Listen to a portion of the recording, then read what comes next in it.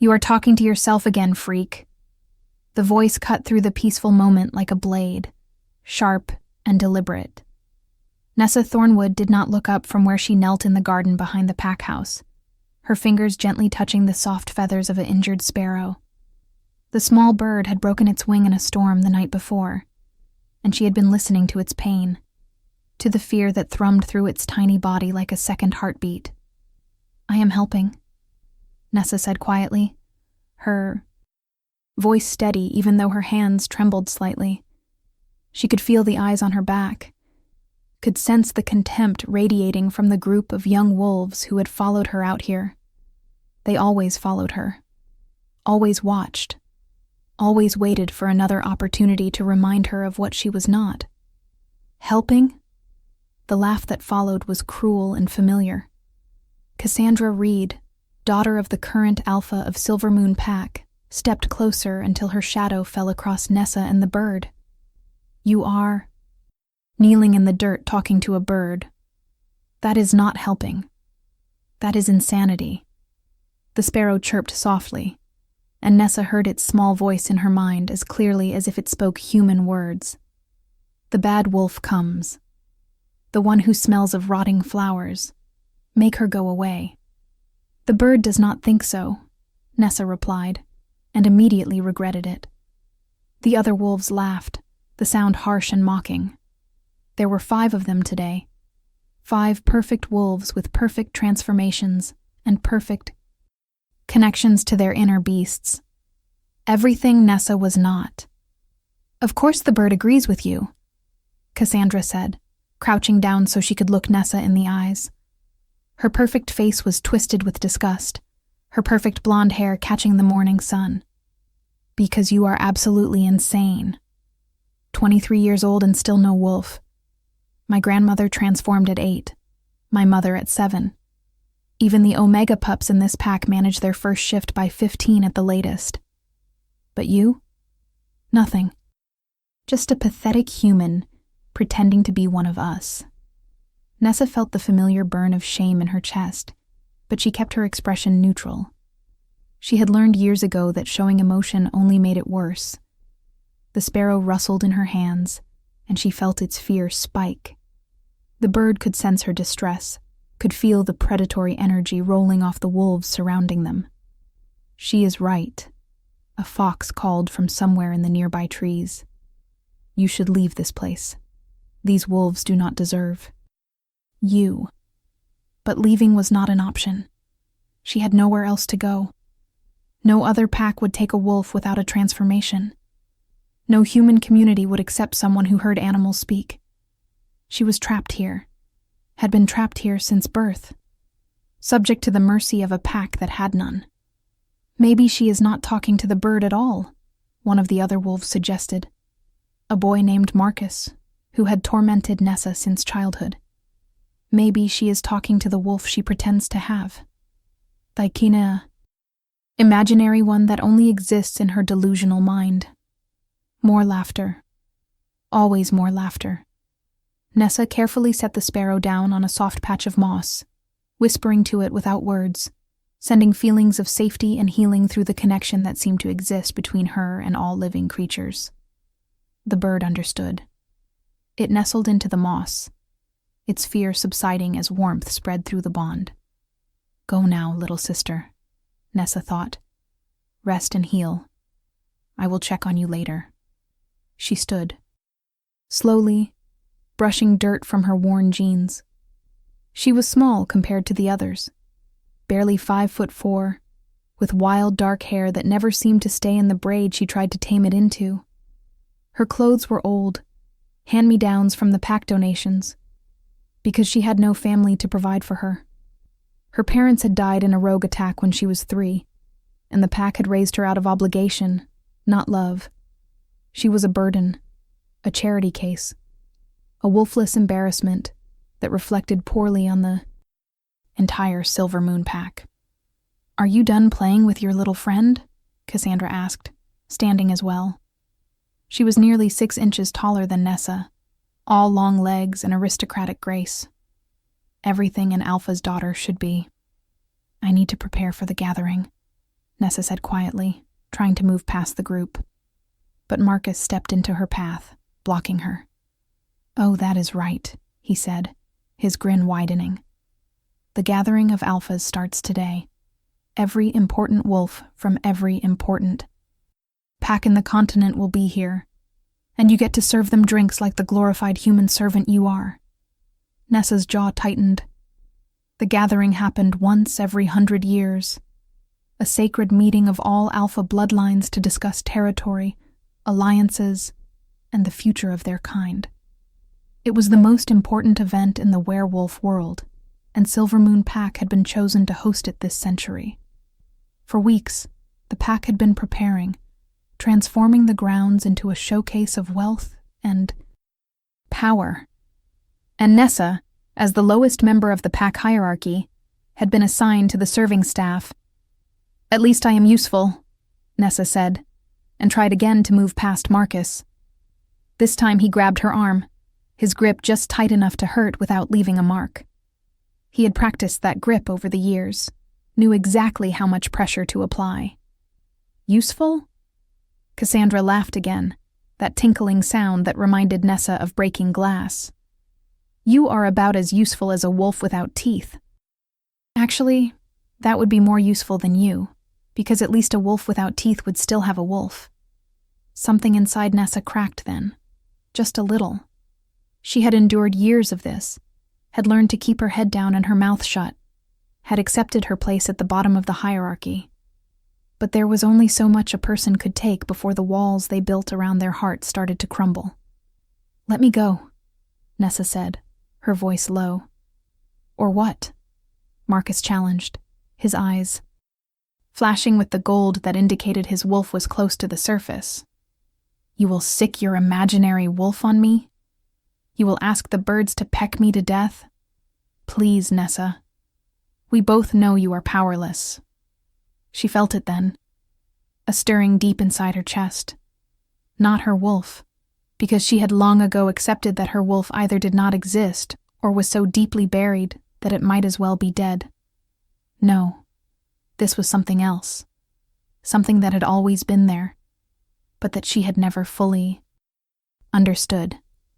A connection to the world around her that went deeper than words, deeper than thought. Every living thing within 100 yards suddenly turned its attention toward her. Birds stopped singing. Insects paused in their endless work. The fox in the trees went perfectly still. Even the grass beneath her feet seemed to lean toward her, as if waiting for a command. "I said, let me go," Nessa repeated, and this time her voice carried something that made Marcus's eyes widen. For just a moment, his grip loosened, and Nessa pulled free.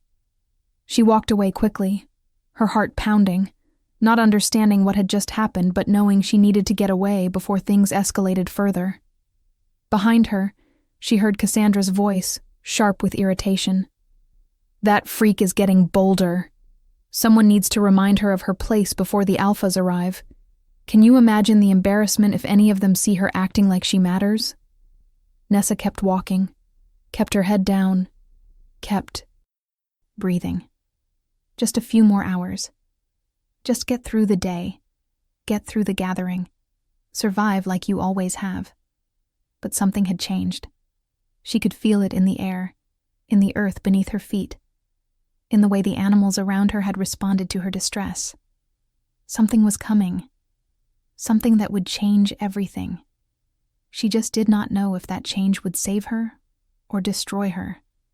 The pack house loomed ahead, massive and intimidating, filled with wolves preparing for the arrival of the most powerful alphas in the world, and somewhere among them would be him, the Alpha King, Demon Blackthorn. Even his name sent shivers through the pack. They spoke of him in whispers, in tones mixed with reverence and fear. The most powerful alpha in 5 generations. A warrior who had united the Northern Territories through a combination of strategic brilliance and overwhelming force. A leader whose wolf was so dominant that he could force entire packs into submission without a single word. He had never found his mate. and rumors said his wolf grew more unstable with each passing year, more violent, more unpredictable. Nessa had seen his picture in the pack records, had studied his face the way one might study a coming storm. Dark hair, darker eyes, a face carved from stone and shadow, beautiful and terrible in equal measure. He looked like the kind of man who could destroy you with a glance, who carried death in one hand and dominion in the other. And he was coming here. Today. She pushed through the servants' entrance at the back of the pack house, immediately enveloped by the chaos of preparation. Wolves rushed everywhere, carrying linens and flowers, polish and paint. The head housekeeper, Mrs. Chen, spotted Nessa immediately and waved her over with barely contained anxiety. "There you are," Mrs. Chen said, her accent thick with the stress of the day. "We are behind schedule. The alphas begin arriving in 3 hours, and the main hall is not ready. I need you. To help with the table settings. Can you do that without causing problems?" Nessa nodded, swallowing the hurt that came with the casual assumption that she was a problem waiting to happen. "Yes, Mrs. Chen. I can do that." "Good. And Nessa." The older woman's voice softened just slightly. "Stay out of sight as much as possible during the actual gathering. Alpha Reed made it very clear that he does not want you visible when the other alphas are present. It reflects poorly on the pack to have a wolfless member serving at such an important event." Of course it did. Everything about Nessa reflected poorly on the pack. She was a walking reminder of failure, of weakness, of whatever genetic flaw had left her unable to access the wolf that should have been her birthright. If you are enjoying this story, do not forget to leave a like and subscribe to the channel for more emotional stories like this one. Nessa worked quickly and efficiently, setting tables with a precision born from years of practice. She arranged silver and crystal, folded napkins into complicated shapes, placed name cards at each seat with careful attention to pack hierarchy. The main hall was massive, with soaring ceilings and walls lined with portraits of past alphas. At the head of the room sat the high table, where the most powerful alphas would dine. She saw the name cards as she placed them. Alpha Reed of Silver Moon, Alpha Constantine of Ironpaw, Alpha Marissa of Shadowfin, and there, in the center position, of highest honor, the card that made her hands shake slightly as she set it down, Alpha King Demon Blackthorn of the United Northern Territories. She stared at the card for a moment too long, trying to imagine what it would be like to meet him. Would he look at her with the same contempt as the others? Would he even notice her at all? She was meant to be invisible, after all. A ghost moving through the halls, serving and cleaning and existing only to make the lives of real wolves easier. "Nessa." The sharp voice made her jump. She turned to find Cassandra striding into the hall, now dressed in a gown that probably cost more than Nessa would see in a year. The Alpha's daughter looked like royalty, every inch of her designed to attract the attention of powerful males. "Did you touch my place setting?" Cassandra demanded, moving to examine the table where her card sat, several seats down from the high table, but still in a position of prominence.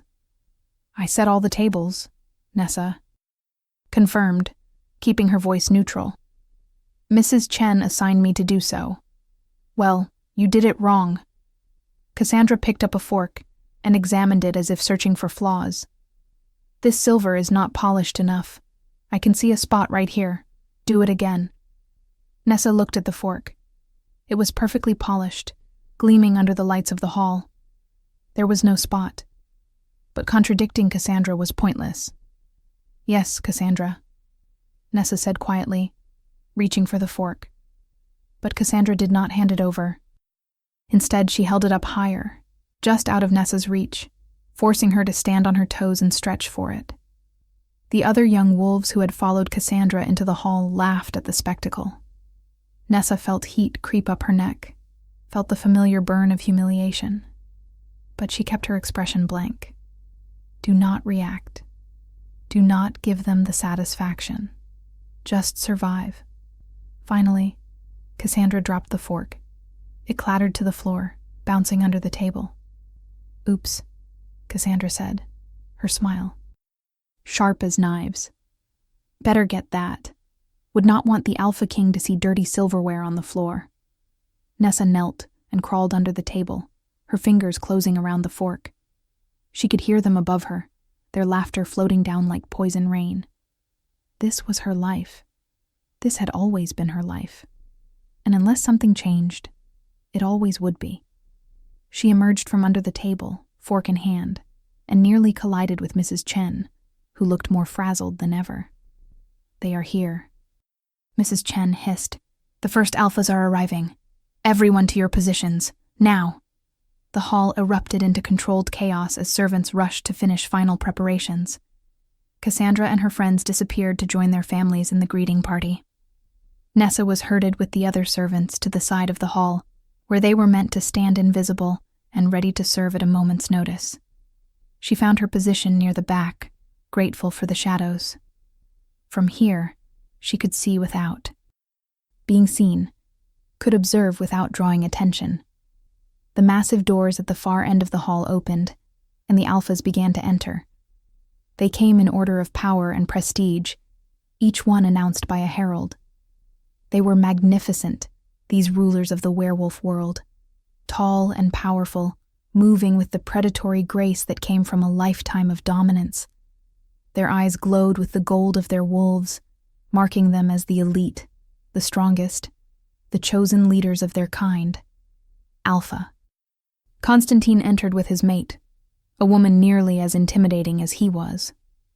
Alpha Marissa came alone, her reputation as a warrior queen preceding her like a banner. Others followed, each one adding to the display of power and prestige. And then the herald's voice rang out, one final time, and the entire hall fell silent.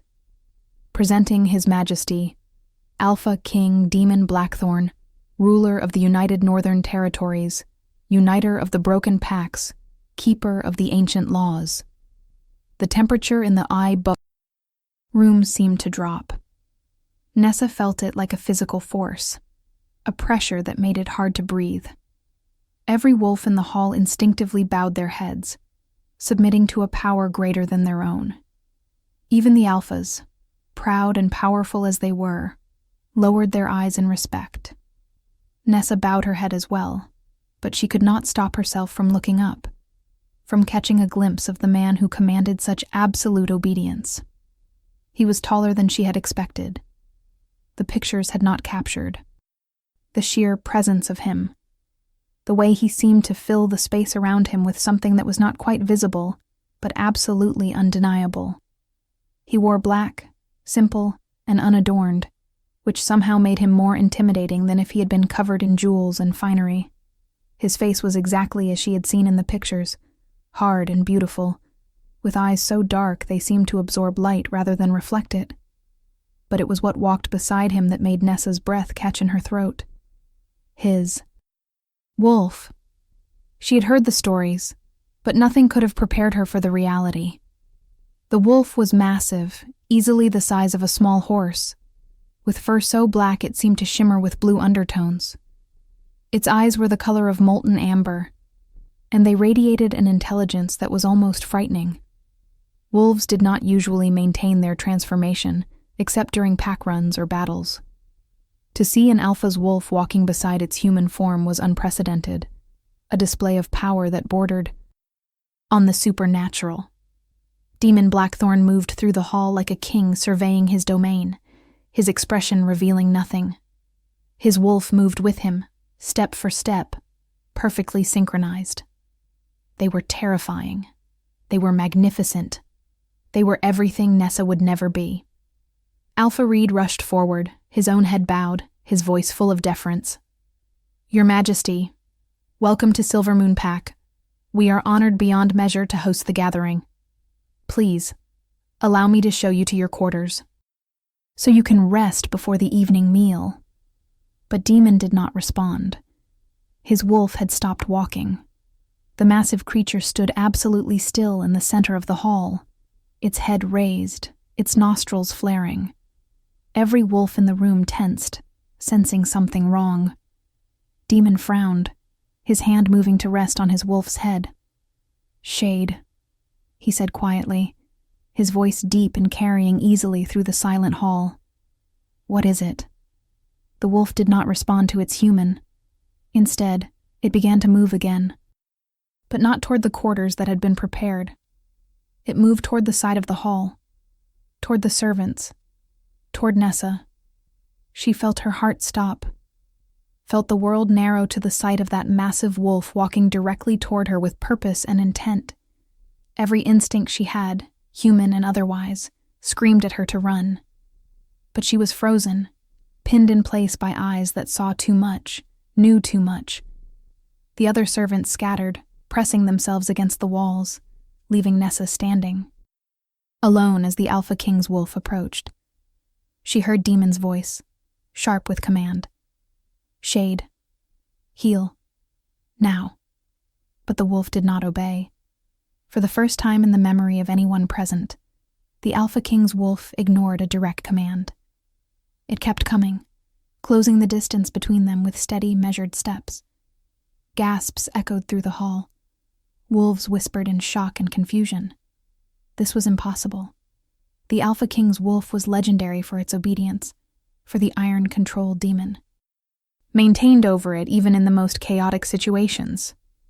Nessa wanted to run, wanted to disappear, but her feet would not move, and the wolf was so close now she could see the individual hairs in its fur, could smell the scent of pine and earth, and something wild that made her head spin. The wolf stopped directly in front of her, so close she could feel the heat radiating from its massive body. She stared into those amber eyes and saw something that made no sense. Recognition. The wolf knew her.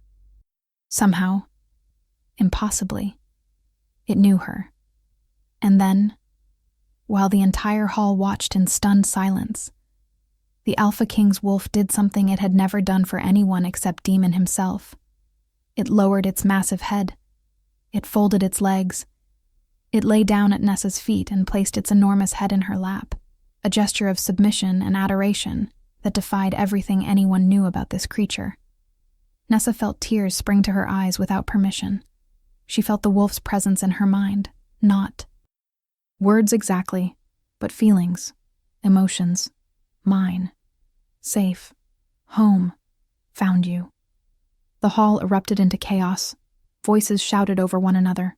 Wolves surged forward and then back, torn between shock and the instinct to protect their king. But through it all, Nessa heard only one voice, low and dangerous, and carrying a fury that made her blood freeze. "What?" said Demon Blackthorn, and every word was a barely leashed threat. "Have you done to my wolf?" Nessa looked up from the wolf in her lap, looked past the wall of fur and heat, and met the eyes of the Alpha King. They were blazing with gold, his wolf rising to the surface in response to whatever was happening. He looked like he wanted to rip her apart with his bare hands. He looked like she had stolen something precious. He looked like she had just become the most dangerous person in his world. And Nessa, who had spent her entire life invisible, suddenly found herself at the center of attention from the one man in the world she should have remained hidden from. The Alpha King's wolf rumbled contentedly in her lap, and Nessa realized with creeping horror that her life had just changed in ways she could not begin to understand. The question was whether she would survive those changes long enough to discover what they meant. The silence that followed was somehow worse than the chaos. Every eye in the grand hall fixed on Nessa, where she knelt with the Alpha King's wolf, sprawled across her lap like an overgrown puppy seeking affection. The weight of the creature was immense. Its head alone probably weighed more than her entire body, and yet it radiated such contentment that Nessa could feel it thrumming through the bond that had somehow formed between them. She had not created this bond, had not asked for it, but it was there, undeniable and growing stronger with each passing second. Demon Blackthorn moved toward her with deadly grace, his face a mask of controlled fury that did nothing to hide the rage burning in his eyes. Every wolf in his path scattered, pressing themselves against walls, submitting with everything they had. No one wanted to be between the Alpha King and whatever threat he perceived. And Nessa, apparently, was that threat. "I asked you a question," Demon said, his voice dropping to a register that made the windows rattle. "What have you done to my wolf?" Nessa opened her mouth, but no sound came out. Her hands had somehow found their way to the wolf's fur, fingers tangling in the impossibly soft black coat without her conscious decision to touch it. The wolf, Shade, pressed closer to her, a low rumble of pleasure vibrating through its massive chest. Nessa tried again, forcing words past her terror. "I did nothing. I swear. I did not do anything. I do not know why your wolf—" "Lies." The word cracked like a whip. Demon was close enough now that she could see the gold bleeding into his eyes, could see the tension in every line of his body as he fought to maintain control. "Shade has never done this, never ignored my command, never approached anyone without my explicit permission. And yet he comes to you like a tamed dog seeking treats. So I ask again, and I will not ask a third time. What did you do?" Alpha Reed pushed through the crowd, his face pale with fear and anger. "Your Majesty, I deeply apologize for this disruption. This girl she is an aberration in our pack, wolfless, defective. She must have used some kind of magic or trickery to manipulate your companion. I assure you, she will be severely punished for this insult to your person." Magic? Trickery? Nessa wanted to laugh at the absurdity, but the sound died in her throat as Demon's eyes snapped to Alpha Reed with such intensity that the other man physically stumbled backward. "You will be silent," Demon commanded. And it was not a request. The Alpha of Silver Moon Pack, a man who ruled over hundreds of wolves, a man who had never bowed to anyone except the king himself, snapped his mouth shut like a chastened child. Demon's attention returned to Nessa, and she felt like she was being dissected by that stare, examined and analyzed and judged. "Stand up," he ordered. Nessa tried to obey, but Shade had other ideas. The massive wolf made a sound that could only be described as a whine of protest, pressing even harder against her as if to prevent her from moving. "Shade." Demon's voice sharpened. "Let her stand." For a moment, the wolf did not move. Then, slowly and with obvious reluctance, Shade lifted its head from Nessa's lap and shifted backward just enough to allow her room to stand. But the wolf did not leave her side, did not return to its human. Instead, it positioned itself between Nessa and Demon, as if protecting her from him. The hall erupted into fresh whispers. This was beyond unprecedented. This was impossible. A wolf protecting someone from its own human was a violation of everything they understood about the bond between human and wolf. Nessa stood on shaking legs, her hands falling to her sides. She was covered in black fur, her worn clothes making her look even more out of place among the finely dressed pack members. She felt Demon's gaze travel over her, cataloging every detail, every flaw, every sign of her low status. "What is your name?" he asked, his tone still dangerous, but with an edge of something else now. Curiosity, perhaps, or calculation. "Nessa," she whispered. "Nessa Thornwood. And you are wolfless." It was not a question. He could sense it, or perhaps he simply believed what Alpha Reed had said. Either way, there was no point in denying it. "Yes, Your Majesty." "Interesting." Demon tilted his head slightly, studying her the way a predator might study unusual prey. "Tell me, Nessa Thornwood, do you have any explanation for why my wolf, who has never submitted to anyone except me, who has been trained since birth to obey only my commands, who represents half my soul, has decided you are more important than following my direct orders?" The question was a trap. Any answer she gave would be wrong. If she said yes, she admitted to manipulating his wolf somehow. If she said no, she looked like she was lying or hiding something. Either way, she was condemned. The fox's voice came to her then, speaking in her mind with the clarity that only she could hear. "Tell him the truth, little sister. The dangerous ones sometimes respect honesty more than cleverness." Nessa took a breath and met the Alpha. King's eyes, knowing it was foolish, knowing she should look down in submission, but unable to do anything else in this moment. "I speak to animals," she said simply. "I always have. Birds, foxes, deer, horses. They speak to me and I speak to them. Not with words exactly, but with feelings and images and understanding. I thought I was broken because I have no wolf. But maybe I am just different.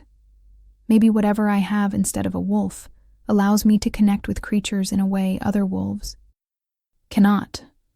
"Your wolf?" She paused, searching for the right words. "Your wolf feels like pack to me, like family. I did not create that feeling. I swear I did not. But I recognize it." The silence that followed her confession was absolute. Wolves stared at her like she had grown a second head. Some looked afraid, others looked disgusted. Cassandra's voice cut through the quiet, sharp with mockery. "She is insane, Your Majesty. She has always been insane. She talks to birds and claims they talk back. She spends more time with animals than with the pack. We have tolerated her only because we are merciful, but this display proves she is dangerous. She should be removed from the pack immediately." "No one asked for your opinion, child," Demon said, without even looking at Cassandra. His eyes never left Nessa's face. "A beast speaker," he said quietly, almost to himself. "I thought the bloodline died out 300 years ago." Nessa blinked. "A what?" "Beast speaker." Demon took a step. Closer, and shade shifted to keep its body between them, drawing a low growl of frustration from the Alpha King. An ancient bloodline that could communicate with all creatures, not just their own wolves. They were revered as shamans and guides, able to speak with nature itself. They were also incredibly rare, appearing perhaps once every few generations. The last confirmed beast speaker died during the Great War of Territories, and most assumed the gift died with her. He paused, his expression unreadable. "Apparently we were wrong." "I do not understand," Nessa said, her mind reeling. "If this is a real gift, if it is a bloodline ability, why do I not have a wolf? Why can I not transform like everyone else?" "Because you do not need to." The answer came from an unexpected source. An elderly woman pushed through the crowd, her hair silver with age but her posture straight and strong. Nessa recognized her as Elder Moira, one of the oldest living wolves and a keeper of pack histories. If she is truly a beast speaker, she does not need a wolf of her own. Her gift allows her to connect with all wolves, all creatures. A personal wolf would limit that connection, narrow her focus to one animal instead of all of nature. Elder Moira's eyes fixed on Nessa with something like wonder. "Child, do you know who your parents were?" Nessa shook her head. "They died when I was 3. A rogue attack. I do not remember them." "And no one thought to check her lineage?" Elder Moira's voice, sharp with accusation as she turned to Alpha Reed. "No one thought it strange that a child would survive a rogue attack that killed 2 adult wolves? No one questioned why she did not manifest a wolf?" Alpha Reed's face flushed with anger and embarrassment. She was orphaned and traumatized.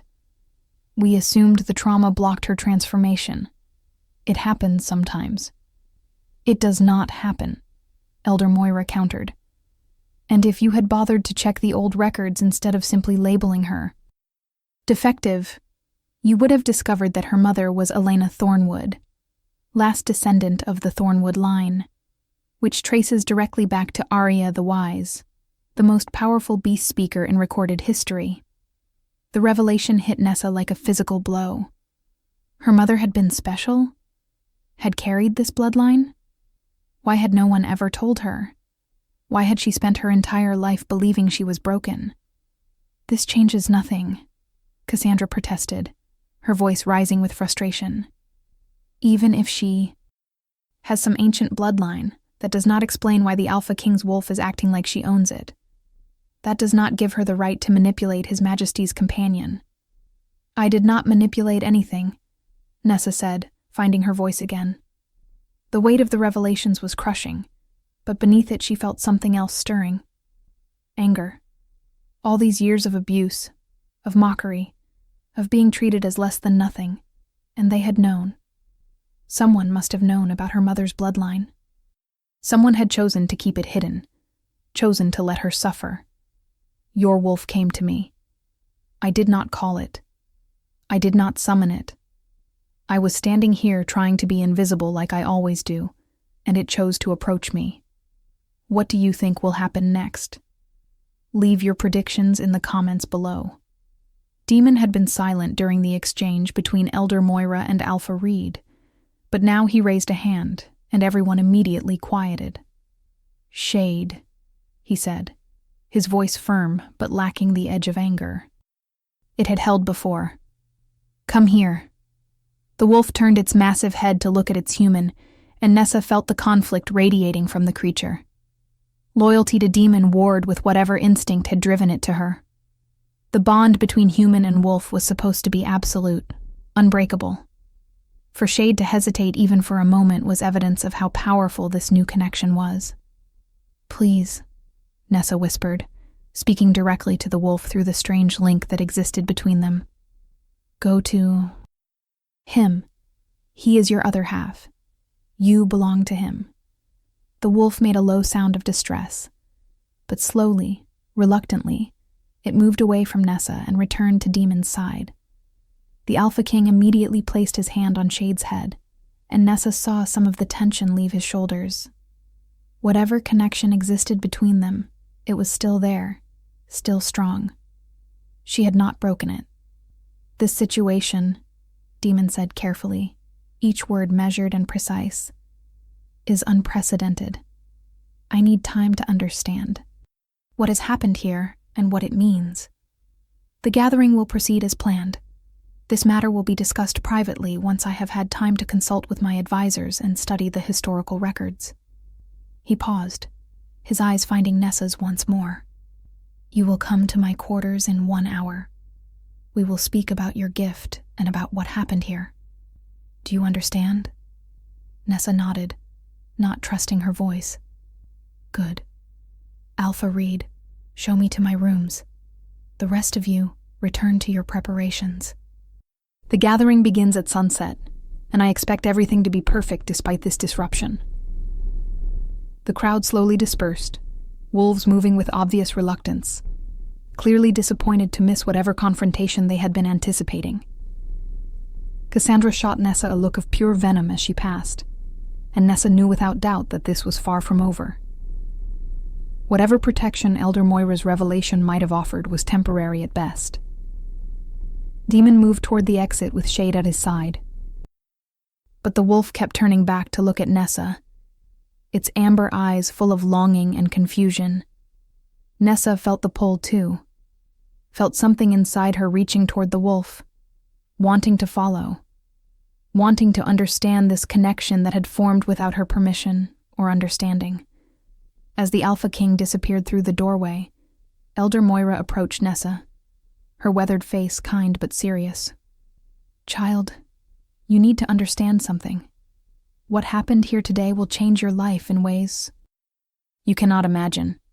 The Alpha King is the most powerful wolf alive, and his wolf choosing to acknowledge you, to submit to you even for a moment, means something significant. There will be those who see you as a threat now. There will be those who want to use you. And there will be those who want to eliminate you before you become too powerful. I am not powerful, Nessa protested. I cannot even transform. You are a beast speaker, Elder Moira corrected gently. That makes you one of the rarest and most valuable wolves in existence. Your power is different from ours, but it is no less real. The fact that the Alpha King's wolf recognized that power, responded to it, suggests a bond that goes beyond simple recognition. You need to be very careful, child. Very careful indeed. The old woman pressed something into Nessa's hand, a small leather pouch that smelled of herbs and earth. Wear this around your neck. It will help shield your thoughts and emotions from wolves who might try to sense them. And when you meet with the Alpha King, be honest. He values truth above all else, even when that truth is uncomfortable. Elder Moira left then, and Nessa was alone in the grand hall, staring at the pouch in her hand and trying to process everything that had just happened. An hour. She had 1 hour before she had to face the Alpha King again. 1 hour to prepare for a conversation that could determine the course of her entire future. She thought about running, about leaving the pack grounds and disappearing into the wilderness where wolves could not find her. But where would she go? She had no skills beyond serving and cleaning, no money, no connections beyond the animals she could speak with. And more than that, something inside her did not want to run. Despite the fear, despite the uncertainty, part of her wanted to understand what had happened between her and Shade, wanted to explore this connection that felt so right, even though it made no sense. A crow landed on the windowsill nearby, its black eyes bright with intelligence. "You are thinking of running," it said in her mind, its voice amused. "But you will not. You are finally being seen, little speaker. After all these years of hiding, someone finally sees you. That is terrifying, but it is also what you have always wanted." "I wanted to belong," Nessa whispered back. "That is different from being seen." "Is it?" The crow tilted its head. "To belong, you must first be seen. To be accepted, you must first be. The dangerous Wolf King sees you now. The question is whether you will let him truly know you." Before Nessa could respond, Mrs. Chen appeared, looking harried and anxious. "There you are. Come, come. You cannot meet the Alpha King looking like that. You are covered in wolf fur and garden dirt. Let me help you clean up." Mrs. Chen led her through the servant passages to a small room with a basin of warm water and a clean set of clothes. Nothing fancy, but better than what Nessa usually wore. As the older woman helped her wash and change, she spoke in low, urgent tones. "I do not know what happened out there, and I do not pretend to understand it. But I do know this. The Alpha King is not a man who tolerates deception or manipulation. If you have done something to his wolf, if you have used some kind of trick or magic, you need to confess it now before things get worse." "I did not do anything," Nessa said, frustration seeping into her voice. "Why does everyone assume I must have done something wrong? Why can it not simply be that his wolf recognized something in me?" Mrs. Chen paused in her work, her hands gentle as she combed through Nessa's hair. "Because, child, in our world, power seeks power. The Alpha King's wolf is the most dominant creature alive. For it to submit to you, even partially, means you have power.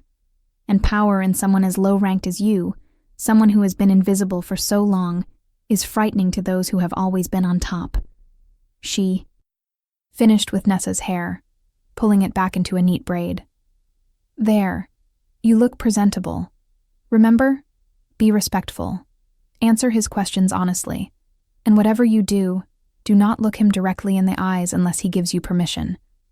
He may be curious about you now, but he is still the Alpha King. One wrong move in curiosity can turn to anger very quickly." Nessa nodded, though part of her rebelled at the idea of submitting to anyone anymore. She had spent her whole life making herself small, invisible, unthreatening. And where had it gotten her? Mocked and abused and treated as less than nothing. Maybe it was time to stop apologizing for existing. Mrs. Chen escorted her through the pack house to the wing that had been prepared for the Alpha King. Guards stood at attention outside the massive doors, their eyes tracking Nessa with suspicion and hostility. One of them, a large male with scars crossing his face, looked at Mrs. Chen. "This is the wolfless girl?" "This is Nessa." "Thornwood," Mrs. Chen confirmed. The Alpha King requested her presence. The guard's lip curled with disdain. "The king is inside with his beta. You will wait here until he is ready for you." They were made to stand in the hallway for what felt like an eternity, but was probably only 10 minutes. Nessa could hear voices from inside the room, too muffled to make out words but carrying the tone of serious discussion. Finally, the door opened and a man emerged. He was nearly as tall as Demon, but leaner, with brown hair and sharp green eyes that assessed Nessa in a single glance. "I am Beta Marcus Ironwood," he said, his voice neutral. "The Alpha King will see you now. I will be present during this meeting as witness and counsel. Do you understand?" "Yes, Beta Ironwood," Nessa replied, pleased that her voice remained steady. He stood aside to let her enter, and Nessa stepped into the room beyond. It was a suite fit for royalty, with expensive furniture and tapestries depicting great battles from werewolf history. But Nessa barely noticed the decor, because her attention was immediately captured by the man standing near the window. Demon had removed his formal jacket and stood in only a black shirt that somehow made him look more dangerous rather than less. Shade lay on a rug near the fireplace, the wolf's amber eyes tracking Nessa's every movement. The moment she entered, Shade's head came up and its tail began to wag, a gesture so incongruous in such a fearsome creature that it might have been funny under different circumstances. "Sit," Demon commanded, gesturing to a chair positioned in the center of the room. It was positioned so that she would be facing both him and Beta Marcus, so that light from the window would illuminate her while they remained partially shadowed. An interrogation setup. Nessa sat, keeping her spine straight and her hands folded in her lap. She had decided during the walk here that she would not apologize anymore, would not act ashamed of something she had not done. "Elder Moira has provided me with the historical records regarding beast speakers," Demon began, pacing slowly in front of the window. "The accounts are fragmentary and often contradictory, but certain facts are consistent. Beast speakers could communicate with all creatures, not just wolves. They served as mediators between packs and nature, ensuring balance and understanding. They were also highly sought after as mates by powerful alphas because their ability to communicate with wolves made them invaluable in managing large packs and territories." He stopped pacing and turned to face her directly. "What is also consistent in these accounts is that beast speakers had an almost supernatural ability to calm and influence wolves, not through dominance or force, but through understanding and connection. A powerful beast speaker could theoretically influence even an alpha's wolf, if the connection was strong enough. Are you suggesting I am influencing your wolf?" Nessa asked, meeting his eyes despite Mrs. Chen's warning. "I am stating facts," Demon replied. "What I am asking is whether you are aware of any ability you might have to influence or control wolves beyond simple communication." "No," Nessa said firmly. "I can speak with animals. I can understand their feelings and thoughts. But I have never controlled them. I have never made them do anything against their will. I would not even know how to begin attempting such a thing." Beta Marcus stepped forward, his expression skeptical. "Your Majesty, with respect, we only have her word on this. She could be lying to protect herself. We should test her, verify her claims before we decide how to proceed." "Test me how?" Nessa asked, turning to look at the beta. "There are wolves in the pack who would volunteer to let you attempt to influence them," Marcus explained. "If you truly cannot control wolves, the test will prove it. If you can, we will know the extent of your abilities." Was a reasonable request, Nessa supposed, but something about it made her uneasy. "And if I refuse this test? Then we assume you have something to hide," Marcus said bluntly. Demon raised a hand, stopping his beta from saying more. "The test is premature. Before we determine what she can do, we need to understand what happened with Shade. That is the immediate concern." He moved closer to Nessa, close enough that she could smell him, a scent of pine and winter air, and something uniquely his. That made her head swim. "I am going to ask you a series of questions, and I expect complete honesty. Do you understand?" "Yes, Your Majesty." "Good. First question. When Shade approached you, what did you feel?" Nessa thought back to that moment, trying to put sensations into words. Recognition. Like seeing someone I had known in another life. Warmth. Safety. A sense of rightness, like pieces of a puzzle fitting together. "Did you feel any desire to command or control my wolf?" "No. I felt like Shade was family. Like pack. I wanted to comfort it, to understand why it was approaching me, but I had no desire to control it. When I commanded Shade to return to me, you told my wolf to obey. Why?" The question surprised her. "Because Shade belongs to you. The bond between you and your wolf is sacred. I would never try to come between that. I know what it is like to not have a wolf, to feel incomplete. I would never wish that pain on anyone, especially not by stealing their wolf away." Something flickered in Demon's dark eyes, some emotion Nessa could not identify. And yet Shade hesitated. Shade has never hesitated to obey me before, not once in 15 years. What does that tell you? That whatever connection formed between us is powerful, Nessa admitted, but not more powerful than your bond. Shade returned to you. That proves where the wolf's true loyalty lies. Or it proves that you are skilled enough to make it seem like Shade returned willingly when in fact you released control. Beta Marcus interjected. "We still have no proof that you are not manipulating the situation." Nessa felt her temper flare, the anger that had been building all day finally finding a target. "I have no reason to manipulate anyone. I am the lowest ranked wolf in this pack. I own nothing. I have no power. I have no connections. What possible benefit would I gain from manipulating the Alpha King's wolf? All I have done is exist, and apparently even that is too much for people to accept without assuming the worst of me." The words came out sharper than she intended, but she could not bring herself to regret them. She was tired of being accused, tired of defending her existence, tired of apologizing for being different. Demon's eyebrows rose slightly, and she realized with horror that she had just snapped at the Alpha King, that she had raised her voice to the most powerful wolf alive, that she had probably just signed her own death warrant. But instead of the anger she expected, Demon smiled. It was a small smile, barely there, but genuine. "You have spirit," he said. "I appreciate that. Too many wolves cower and grovel. It grows tiresome. If you want to see how this story ends, make sure you are subscribed with notifications on." He returned to his pacing, and Nessa released a breath she had not known she was holding. "Here is what I have decided," Demon announced. "The situation is too complex to resolve immediately. Beast speakers are too rare and too valuable to make hasty judgments about. Therefore, you will remain under my direct observation for the duration of the gathering. You will attend the official functions as part of my personal staff, rather than the general serving staff.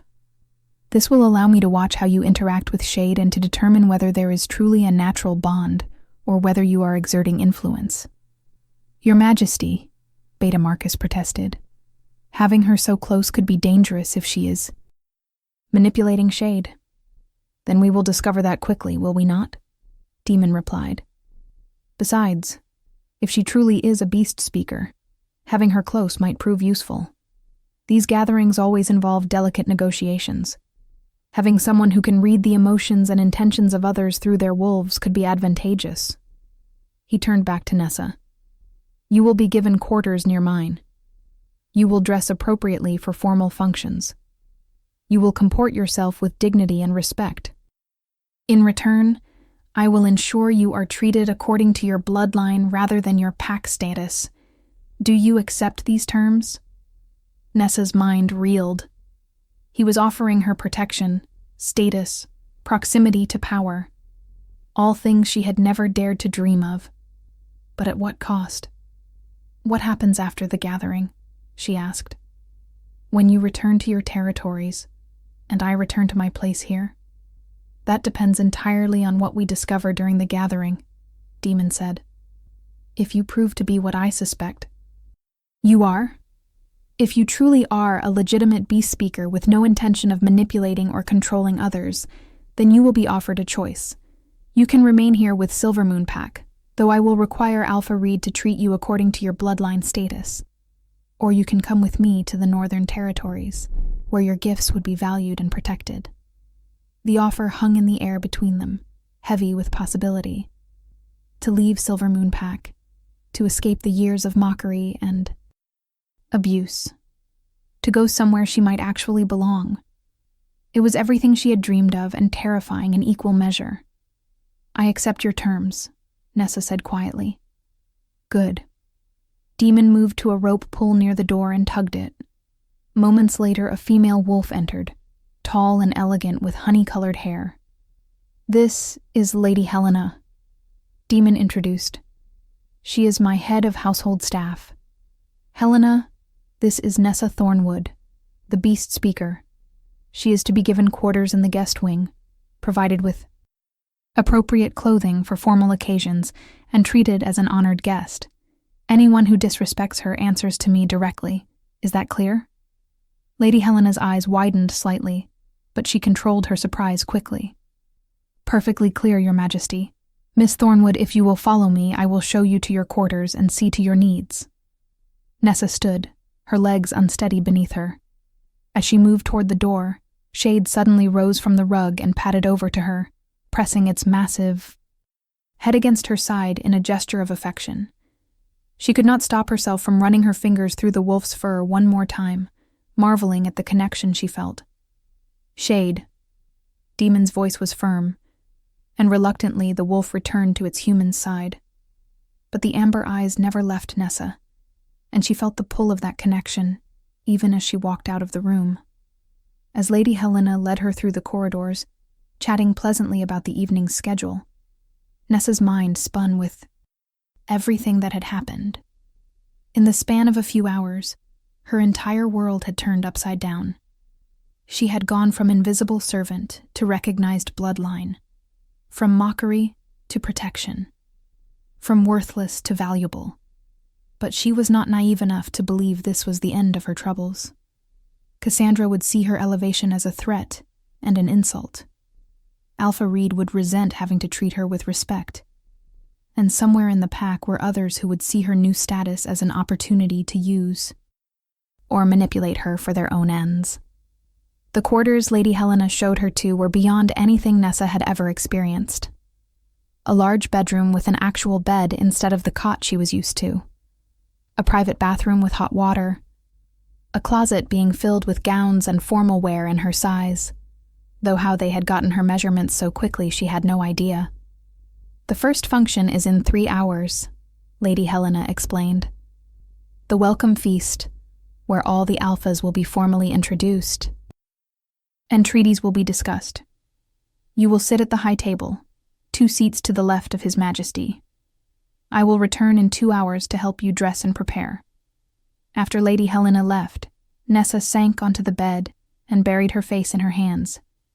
2 seats from the Alpha King, at the high table, where everyone could see her, where Cassandra and her cronies would watch with hatred, where powerful alphas would wonder who she was and what she had done to earn such a position. A soft tapping at the window made her look up. A raven sat on the sill, its black eyes bright with intelligence. "May I enter, speaker?" it asked in her mind. "The forest creatures wish to know if you are well. They felt your distress earlier." "I am well," Nessa assured it, moving to open the window. "Or I will be. Everything has changed very suddenly." "Change is the nature of life," the raven observed, hopping into the room and examining the luxurious surroundings with interest. "The Wolf King protects you now. That is good. But the pack wolves are angry. That is dangerous. You must be careful, young speaker. Your power is awakening, but it is not yet strong enough to protect you from those who would do you harm." "What do you mean my power is awakening?" Nessa asked, but the raven had already taken flight, disappearing into the darkening sky outside her window with a call that sounded almost like laughter. Nessa closed the window and leaned against it, watching the sun sink toward the horizon. In a few hours, she would walk into that hall wearing a fine gown, sit at the high table, be visible in a way she had never been before. The question was whether visibility would finally give her the belonging she craved, or whether it would simply make her a bigger target for those who wanted her gone. She thought of Shade's amber eyes, of the warmth of that connection, of the way Demon had looked at her with something that might have been respect. Maybe, just maybe, this was her chance to finally understand what she was meant to be, to discover if there was more to her existence than serving and surviving, to find out if a beast speaker could truly belong in a world of wolves. The sun set, painting the sky in shades of blood and gold, and Nessa prepared herself for the performance of a lifetime. Tonight, she would walk into a room full of the most powerful wolves in the world and pretend she belonged there. Tonight, she would sit beside a king and act like it was her right. Tonight, she would be visible, whether she was ready or not. And somewhere in the depths of the pack house, she knew Cassandra was preparing too, sharpening her claws and planning her revenge.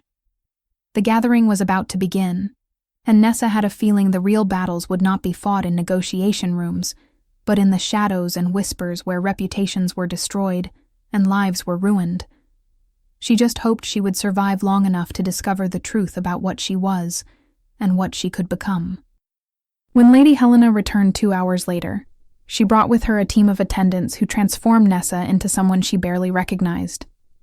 The gown they dressed her in was midnight blue, simple in design, but clearly expensive, cut to flatter her small frame without being ostentatious. They left her hair down, unusual for formal events, but the dark waves cascading over her shoulders somehow made her look more exotic than unkempt.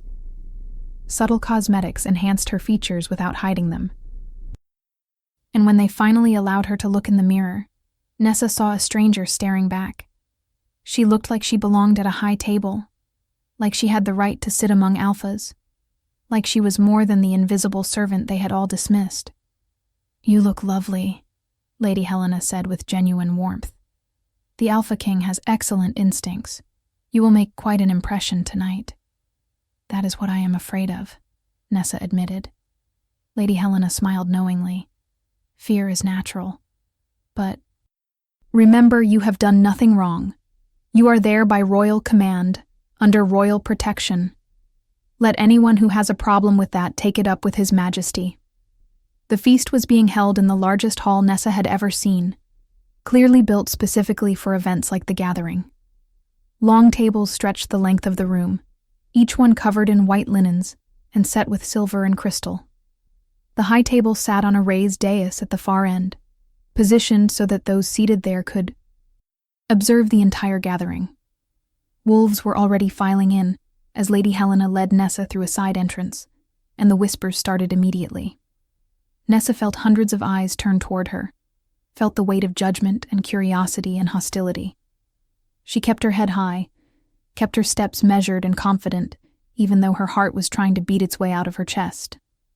"Presenting Miss Nessa Thornwood, honored guest of His Majesty Alpha King Demon Blackthorn," a herald announced as they approached the high table, and the whispers grew to a dull roar.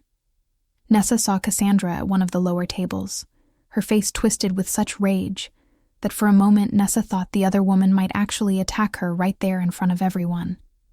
Alpha Reed looked like he had swallowed something bitter, his jaw clenched so tightly Nessa wondered if his teeth might crack. But she also saw Elder Moira, the old woman smiling with approval, and a few others whose expressions showed curiosity, rather than hostility. Lady Helena guided her to her assigned seat, 2 chairs to the left of the throne-like seat that would hold the Alpha King.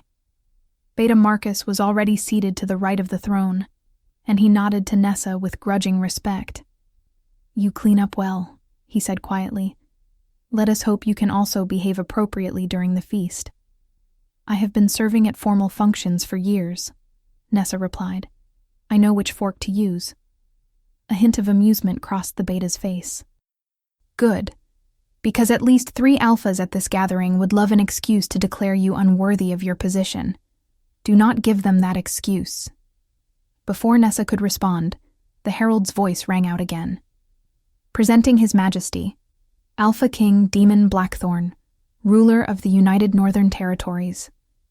Every wolf in the hall stood and bowed their heads as Demon entered. He had changed into formal attire, black and silver, that somehow made him look even more imposing than before. Shade walked at his side as always, the massive wolf's presence a reminder of the power Demon commanded. They approached the high table together, and Nessa's breath caught as Shade's amber eyes found hers immediately. The wolf made a small sound of pleasure, its tail moving in what could only be described as a wag. Demon noticed, of course. Nothing escaped his attention. He glanced at Nessa, something unreadable in his expression, before taking his seat. The moment he sat, everyone else was permitted to sit as well, and the hall filled with the sound of chairs scraping and fabric rustling. Honored alphas, Demon began, his voice carrying easily through the hall. We gather tonight to celebrate a tradition that has sustained our kind for thousands of years. The gathering of alphas represents our commitment to unity, to diplomacy, to the strength we find in cooperation rather than constant conflict. Over the next 7 days, we will discuss territories, resolve disputes, and forge alliances that will guide our packs for the next century. But tonight, we feast, we celebrate. We remember that before we are rivals or allies, we are wolves, we are pack, we are family. It was a good speech, striking the right balance between formality and warmth. Wolves throughout the hall raised their glasses in toast, and servants began bringing out the first course of what would be an elaborate meal. As the feast progressed, Nessa found herself hyper-aware of every movement, every word. She ate carefully, spoke only when spoken to, and tried to ignore the stares that continued to come her way. Alphas from various packs kept glancing at her, clearly wondering who she was and why she merited a seat at the high table. You are doing well, Demon said quietly during a lull in conversation. Relax. You look like you expect someone to attack you at any moment. That is because I do expect someone to attack me, Nessa replied honestly. Perhaps not physically, but with words, with accusations, with attempts to undermine my position here. Let them try, Demon said, and there was something dark and dangerous in his tone. Anyone who challenges you challenges me. I do not take such challenges lightly. As if summoned by those words, Alpha Reed rose from his seat at a lower table and approached the high table, bowing deeply. Your Majesty, might I have a word? Speak, Demon commanded. Alpha Reed's eyes flickered to Nessa with barely concealed resentment before returning. To Demon. Your Majesty, I feel I must apologize for the earlier disruption involving Miss Thornwood. Had I known of her bloodline, I would have ensured she was treated appropriately from the beginning. However, I hope you understand that her behavior over the years has been unusual. She has spent more time with animals than with the pack, has shirked her responsibilities on numerous occasions, and has shown a concerning lack of respect for pack hierarchy. Is that so? Demon's voice was dangerously soft.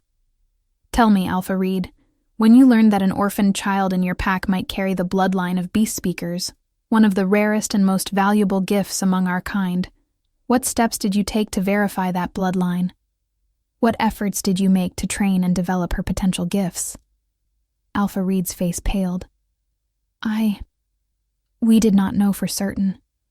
You did not bother to find out, Demon corrected. You saw a child without a wolf and decided she was defective. You allowed her to be treated as a servant, as less than nothing, for over 20 years. You permitted your pack members to mock and abuse someone who could have been a tremendous asset to your territory. Do not stand before me now and criticize her behavior when you are the one who failed in your duty as alpha to every member of your pack. The hall had gone deathly quiet. Every wolf present could hear the rebuke, could see Alpha Reed being dressed down by the king himself. It was a humiliation. Reed would not forget or forgive. "I understand, Your Majesty," Reed said stiffly. "It was an oversight I deeply regret. With your permission, I would like to make amends by formally recognizing Miss Thornwood's bloodline and elevating her status within Silvermoon Pack." "That will not be necessary," Demon said coldly. "Miss Thornwood's status is not yours to determine. She is under my direct protection now, and decisions about her future will be made by me, in consultation with her. Not by you, not by anyone else. Am I clear?" "Perfectly clear, Your Majesty." Alpha Reed bowed again and retreated to his table, his humiliation complete. Nessa sat frozen, trying to process what had just happened. The Alpha King had publicly defended her, had openly declared her under his protection, had made it clear that anyone who wanted to harm her would have to go through him first. "You did not have to do that," Nessa whispered. "Yes, I did," Demon replied. "Weak alphas like Reed are part of why our kind struggles. They care more about appearances and traditions than about recognizing value and potential. If we are to survive the challenges ahead, we need to be better than that." Before Nessa could respond, another alpha approached the high table. This one was female, tall and elegant with silver streaking through her black hair. "Your Majesty," she said, her voice respectful but curious. "I am Alpha Marisa of Shadowfen Pack. Forgive my boldness, but I must admit to intense curiosity about your young companion. Beast speakers are legend in my territory. We have stories of one who lived among us 3 centuries ago, who helped broker peace between our pack and the bear clans of the northern mountains. If Miss Thornwood truly carries that gift, I would be honored to hear of her experiences." It was said politely, but Nessa could sense the test in it. Alpha Marissa was giving her an opportunity to prove herself, to demonstrate that she deserved her place at this table. Nessa took a breath and met the Alpha's eyes, remembering Elder Moira's advice about honesty. "I have only recently learned that my abilities have a name, Alpha Marissa. For most of my life I believed I was simply broken, unable to transform like other wolves. But yes, I can communicate with animals. Birds tell me of dangers they have seen. Foxes share news of the forest. Even insects will sometimes warn me of threats I cannot see. The connection is not something I control consciously. It simply exists, like breathing." "Fascinating," Alpha Marissa said, genuine interest in her voice. "And you can communicate with all creatures, not just warm-blooded animals?" "I believe so, though I have not tested the full extent of the gift. I once helped a spider colony relocate from the packhouse kitchens by explaining to them that the cooks would kill them if they stayed. They understood and moved to the gardens instead. A few wolves nearby chuckled at that, and Nessa saw some of the tension in the room ease slightly. Alpha Marissa smiled. "A practical application. I like that.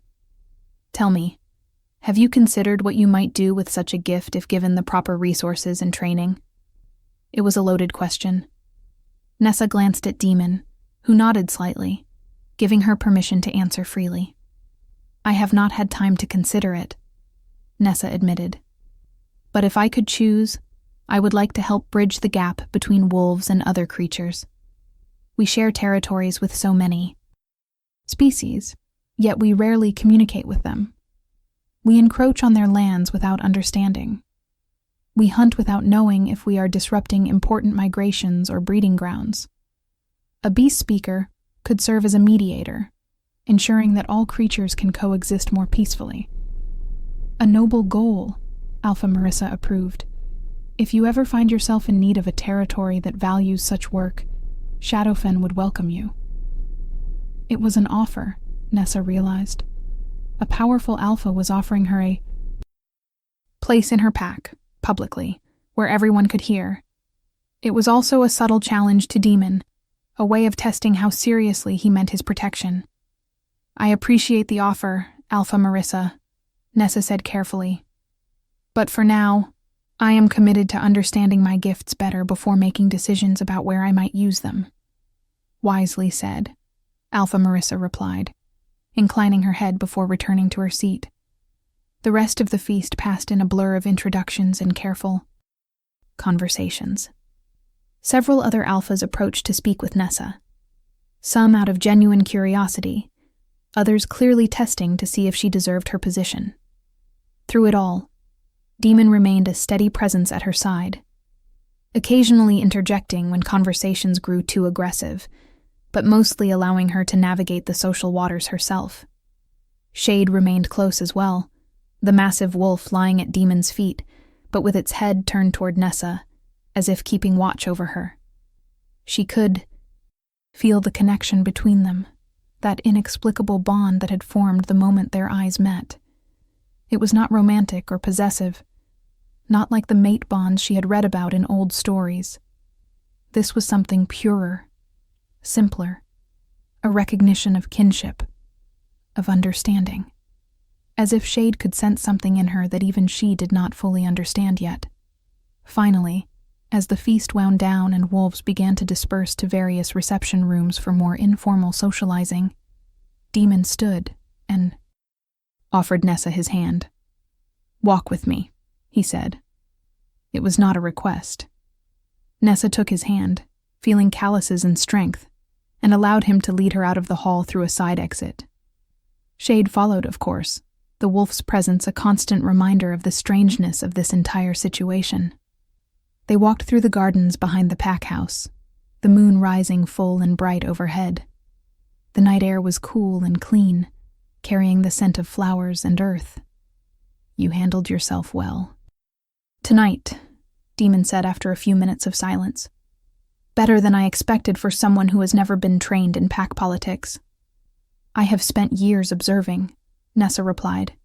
"When you are invisible, you see things others miss.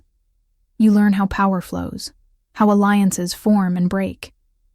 I may not have participated, but I have always been paying attention." "That makes you dangerous," Demon observed. "Knowledge is often more powerful than strength. Is that why you are keeping me close?" Nessa asked. "Because you think I am dangerous? I am keeping you close because my wolf has decided you are important, and I have learned to trust Shade's instincts even when I do not understand them." He stopped walking and turned to face her. "But I will not pretend I am not also intrigued by what you represent. A beast speaker could change the balance of power in this world. Your ability to communicate with all creatures, to potentially influence them, makes you incredibly valuable. There will be alphas who want to use you, others who will want to eliminate you before you become a threat. I need to determine which category I fall into." The honesty was startling. Most powerful wolves would have hidden their motivations behind pretty words and false assurances. But Demon laid his cards on the table, making it clear that he had not decided if she was an asset or a threat. "I appreciate your honesty," Nessa said. "So let me be equally honest. I have no desire to be used as a political tool. I have spent my entire life being treated as an object, a burden, something to be managed and controlled. If you are planning to do the same thing, just with better accommodations and nicer clothes, then I would rather you tell me now so I can decide whether staying under your protection is worth the price." Demon's eyes narrowed, but she saw approval there too. "And what would you do if you decided it was not worth the price?" "Leave," Nessa said simply. "Go somewhere remote, where packs do not reach. Live among the animals I can speak with. It would be lonely, but at least it would be my choice." "You would give up connection with your own kind?" "My own kind gave up on me long ago," Nessa replied, unable to keep the bitterness from her voice. "The only kindness I have known has come from creatures that cannot speak human words. So yes, I would give up connection with wolves if the alternative is being used and manipulated." Shade moved then, rising from where the wolf had been lying and padding over to Nessa. The massive head bumped against her hip, and she heard Shade's voice in her mind, clearer than any animal she had ever communicated with before. Not alone anymore. Found you. Pack now. Tears sprang to Nessa's eyes before she could stop them. It was such a simple statement, but it carried weight and warmth and a promise of belonging she had never expected to feel. Shade thinks you are Pack, Demon said quietly, and she realized he could sense some of what was passing between her and his wolf. That is not a designation my wolf gives lightly. In 15 years, Shade has accepted perhaps a dozen wolves as true Pack. You have known each other for a handful of hours, and already Shade considers you family. That should not be possible. Maybe it is not about time, Nessa suggested, wiping away a tear before it could fall. Maybe it is about recognition. Maybe Shade sees something in me that resonates with something in you. Maybe that is what beast speakers do. Recognize the bonds that exist between souls. If this story touched your heart, share it with someone who loves epic romance. Tell me in the comments, did you see this ending coming? Demon stared at her for a long moment, his dark eyes searching her face as if trying to read her soul. You believe in soul bonds. I believe that connections exist that we cannot fully explain, Nessa replied. I have spent my whole life feeling those connections with animals. Why would it be so strange for such connections to exist between wolves as well? Because acknowledging soul bonds means acknowledging fate, Demon said. And I have never been comfortable with the idea that my choices are predetermined, that some cosmic force decides who I should care about and who I should dismiss. That is not what I mean, Nessa clarified. Soul bonds do not remove choice. They simply reveal compatibility, possibility. What you do with that revelation is still your decision. Demon laughed, a short, sharp sound that held little humor. You speak like someone who has spent years thinking about these concepts. I thought you were a servant who talked to birds, not a philosopher. When you are alone as much as I have been, you have a lot of time to think, Nessa said. About existence, about purpose, about why some wolves seem to have everything while others have nothing. I may not have formal education, but I have educated myself through observation and reflection. Dangerous, Demon repeated, but this time there was definite approval in his tone. You are far more dangerous than anyone realizes. They walked in silence for a while longer, Shade moving between them like a living bridge. The gardens gave way to wilder grounds, trees and underbrush that reminded Nessa of the forests where she had spent so much of her time. A fox appeared on the path ahead, its eyes reflecting the moonlight. Young speaker, it greeted her. The forest creatures have been discussing you.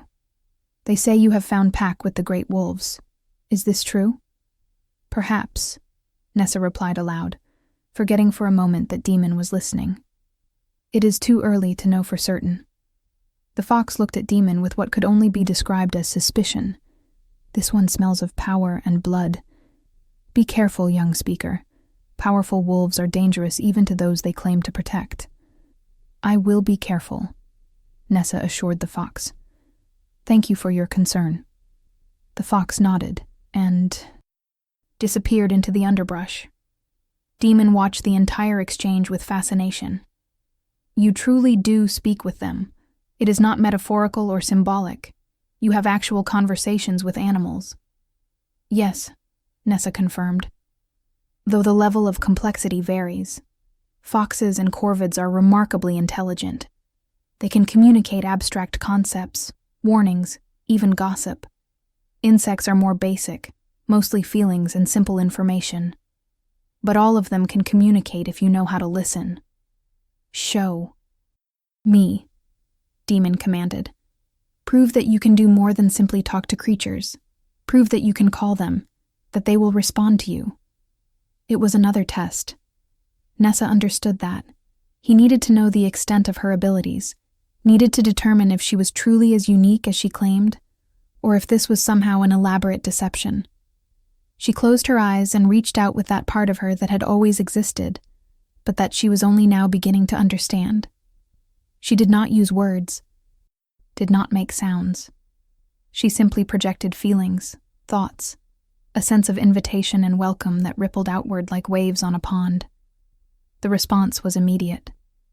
Birds began landing in the trees around them, dozens of them, different species that would normally never gather together. Rabbits emerged from burrows, their noses twitching. A deer stepped carefully through the underbrush, its large eyes wary but curious.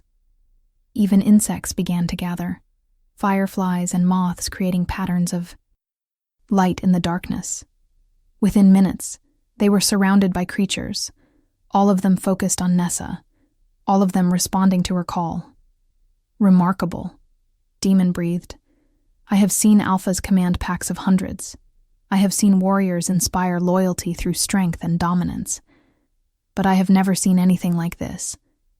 They come because they choose to, Nessa explained. Not because I force them. I simply showed them that I am safe, that I understand them, that I mean no harm. They respond to that invitation because so few beings ever extend it to them. She released the call, sending feelings of gratitude and dismissal, and slowly the creatures dispersed, returning to their normal activities. But she noticed that several birds remained, perched in trees nearby, as if standing guard. How do you do it? Demon asked. What is the mechanism? Is it chemical, like scent? Is it magical? Is it something in your bloodline that allows you to access a frequency others cannot? Perceive? I do not know, Nessa admitted. I have never had anyone to teach me. I have never met another beast speaker. All I know is that when I focus on a creature, I can sense its mind, its emotions, its needs. And when I project back, they understand me. It is as natural as breathing. Demon was silent for a long moment, processing what he had witnessed. Finally, he spoke, his voice thoughtful. You said earlier that you would use your gift to help wolves and other creatures coexist more peacefully. That is an admirable goal. But have you considered that your gift could be used for much more than that? You could be an intelligence gatherer beyond compare. Birds could tell you what enemies are planning. Forest creatures could warn of approaching dangers. You could know everything that happens in a territory simply by asking the animals who live there. I could, Nessa agreed. But should I? Just because I can do something does not mean I should. Using animals as spies feels wrong, like a violation of the trust they place in me when they share their thoughts. Even if that information could save lives, even if knowing what an enemy plans could prevent war, there are always justifications for using power, Nessa replied. Always reasons why this time it is necessary, why the ends justify the means. But I have seen what happens when wolves believe they are entitled to use those weaker than themselves. I refuse to become that kind of person, even with good intentions. Demon studied her with an intensity that made her want to look away, but she held his gaze. You are either incredibly principled or incredibly naive, he said finally. I have not decided which. Perhaps both, Nessa suggested. Perhaps that is the blessing and curse of being a beast speaker. We see the connections between all living things, and that makes it harder to justify causing harm even for strategic gain. They turned back toward the pack house, the moon illuminating their path. Nessa felt exhausted, the emotional weight of the day finally catching up with her. So much had changed, so much had been revealed. Her entire identity had shifted from worthless servant to rare bloodline in a matter of hours. She did not know how to process it all. As they approached the entrance where Lady Helena waited to escort Nessa to her quarters, Demon stopped her with a hand on her arm. Tomorrow, the real gathering begins. Treaties will be discussed. Territories will be negotiated. Wolves will position themselves for advantage. It will be brutal and exhausting, even for those experienced in pack politics. But I want you there. I want you observing, listening to what the animals in and around the pack house can tell you about the alphas and their entourages. Will you do that? You want me to spy for you? Nessa said flatly. Even after I just explained why I am uncomfortable with that. I want you to keep me informed of anything that might threaten the peace. Of this gathering, Demon corrected. There is a difference between using animals to spy on enemies and asking them to warn of genuine dangers. If an alpha is planning betrayal, if someone intends violence, would you not want to know? Would you not want to prevent bloodshed if you could? Put that way, Nessa could not argue. I will listen, she agreed. And if I learn of genuine threats to peace or safety, I will tell you. But I will not report casual gossip or private conversations that pose no danger. Fair enough, Demon said. Get some rest. Tomorrow will be challenging for both of us.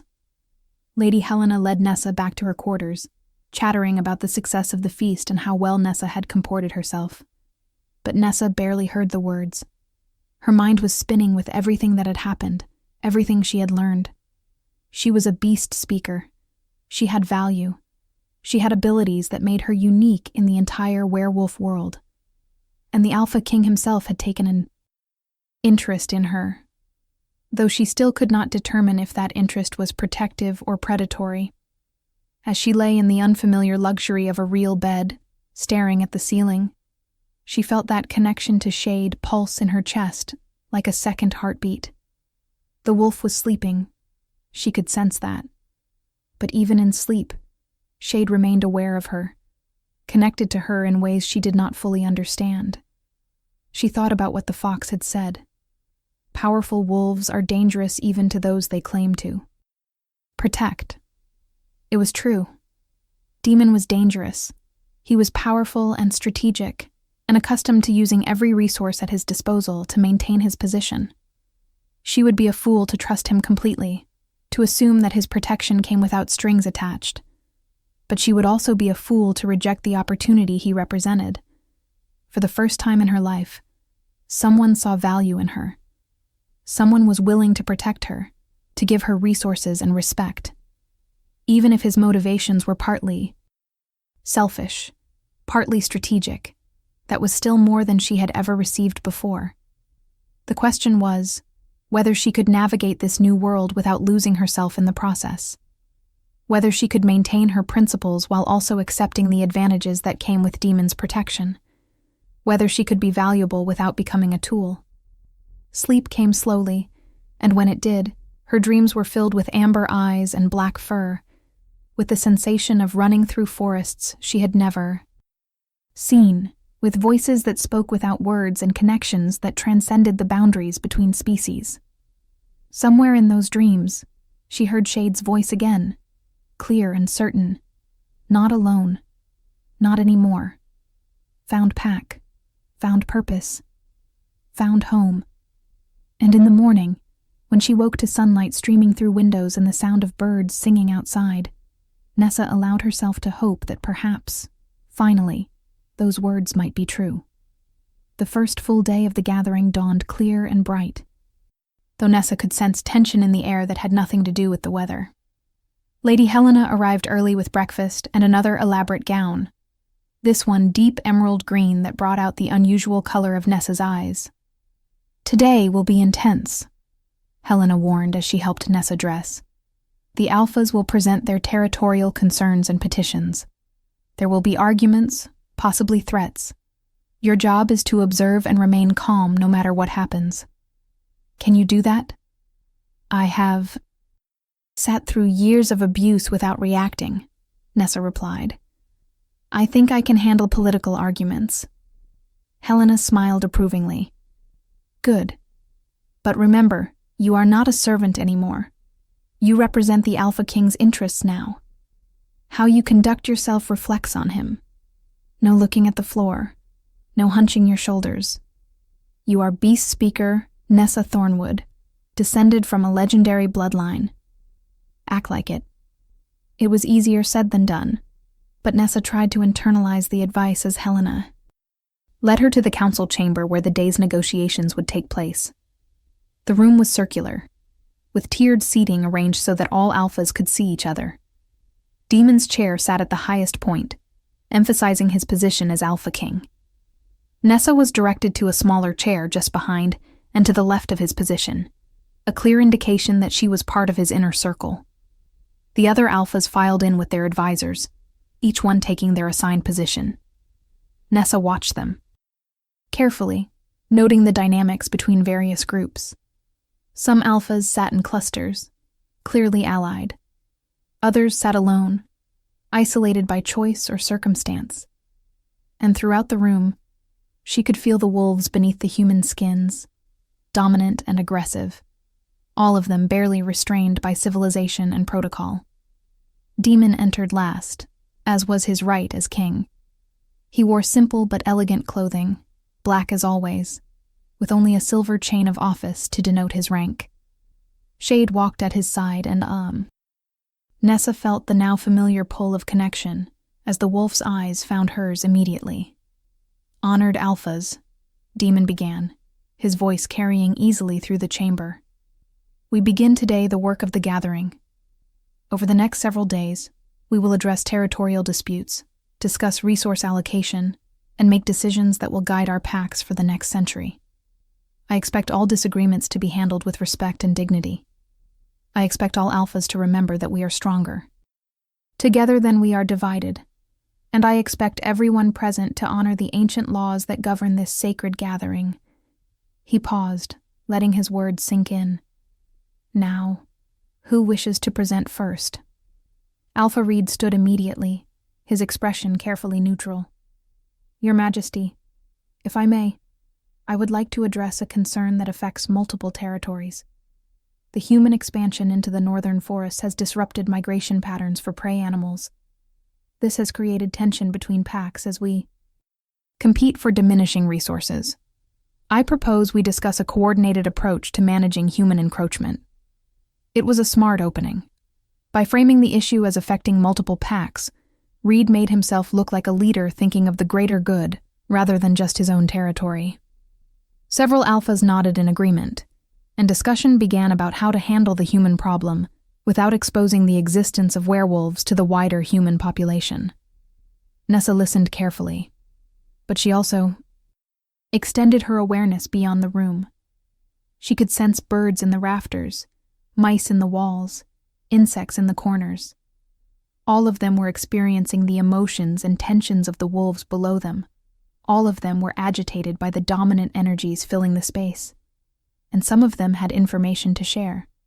A crow in the corner of the room had been present since before the alphas arrived, and it had been listening to conversations. Nessa carefully, subtly, made contact with the bird's mind. What have you heard, little brother? The crow responded immediately, pleased to be acknowledged.